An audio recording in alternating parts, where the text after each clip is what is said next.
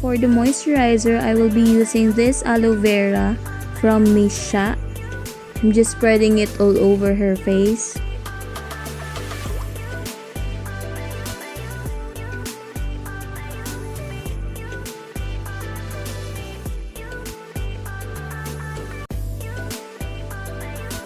And then, I'm using this Smashbox Photo Finish Primer. Nilalagay lang yung primer sa parts ng face niya kung saan siya nag-oil up.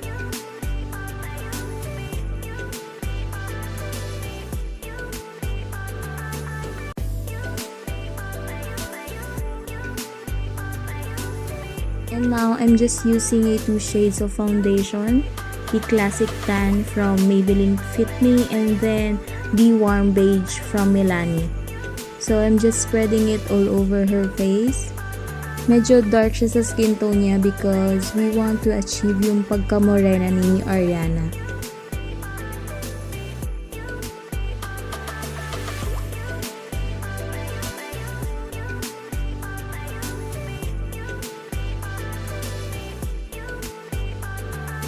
After that, I just blend the foundation using a beauty blender para mas maging seamless tignan, and then matanggal yung excess foundation na nalagay natin. And now, I'm just using the L'Oreal Infallible Full Wear, this one in the shade Caramel. So, I'm just highlighting the highest points of her face. And then, using a concealer brush, pinapat ko lang yung concealer sa kanyang under eye. This will give more coverage ng concealer sa under eye area.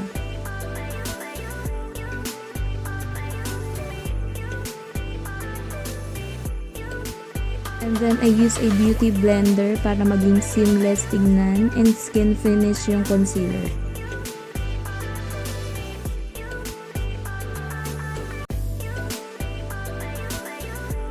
And now, I'm using the RCMA No Color Powder.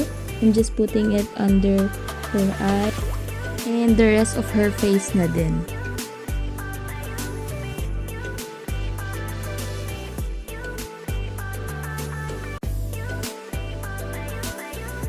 And then, using a powder brush, I'm just dusting off the powder.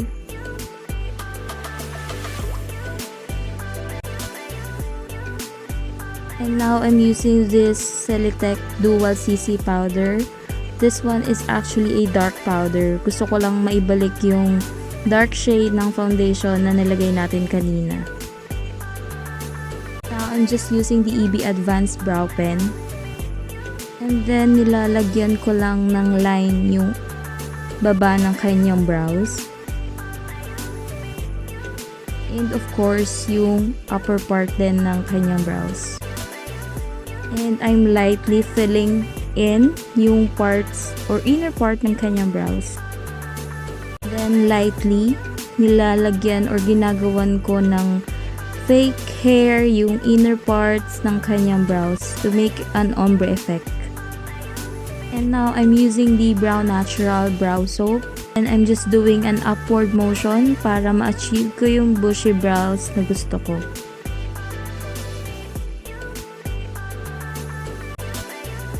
And now, I'm using the Fit Me Concealer. Gusto kong malinis yung kanyang brows and mas ma-define pa siya lalo.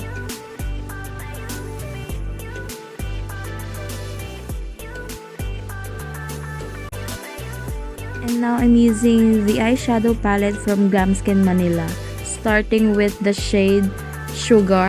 I'm just spreading it all over her eyes.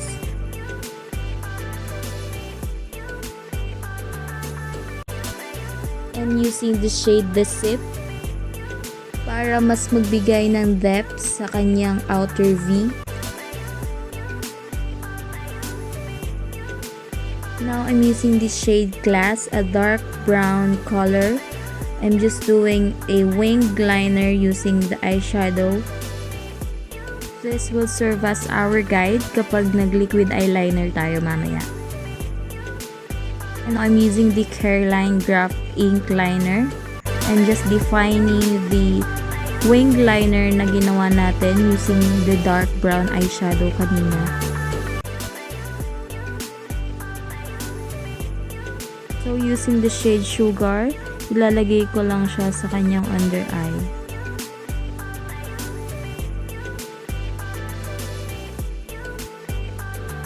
I'm just using the shade Night or yung dark color sa ating eyeshadow.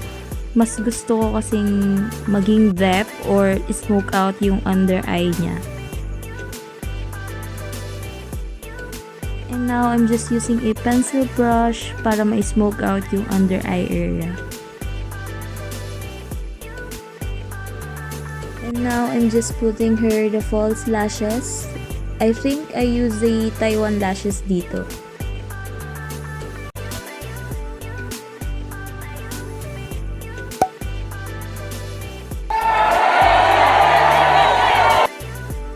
And now I'm using the Eye Magic Flash palette. I'm using the color white na shade para ma-achieve natin yung white eyeliner ni Ariana.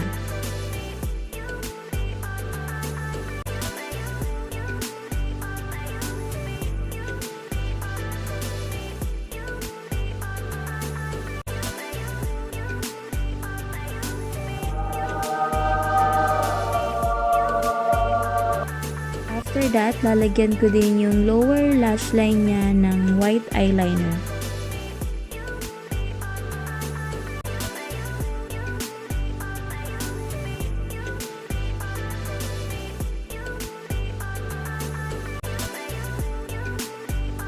And now, I'm dusting off the powder na nilagay natin sa lower part ng eyes.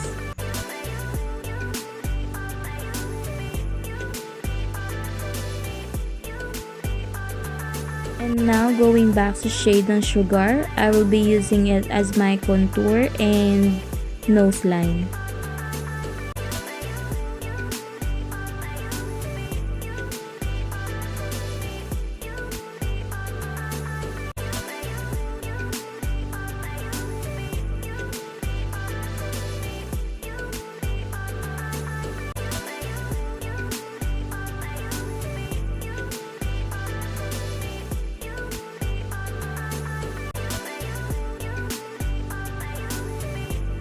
And then, using the loose powder kanina, mas i-define lang natin yung kanyang contour and her nose line.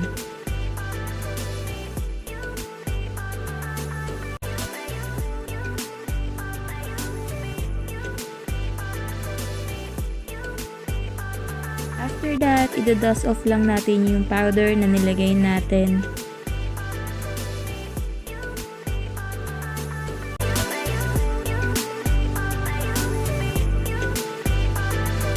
Now, I'm using the City Color Intense Blush Quad, yung pang fourth na color. This shade is actually a pinkish color na blush.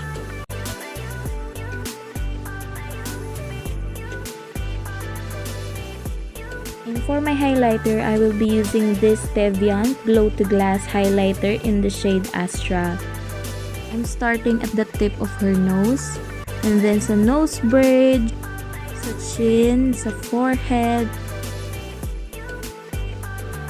and sa highest points of her cheeks.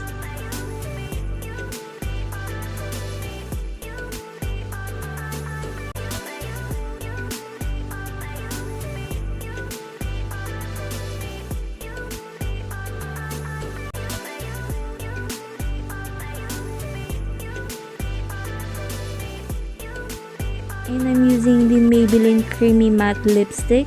This one is in the shade Toasted Brown.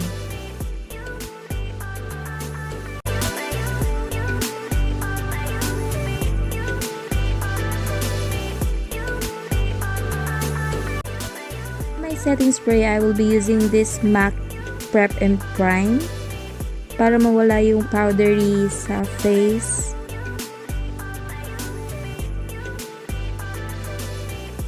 So that's it, and let's proceed with the final look. Could you be the one?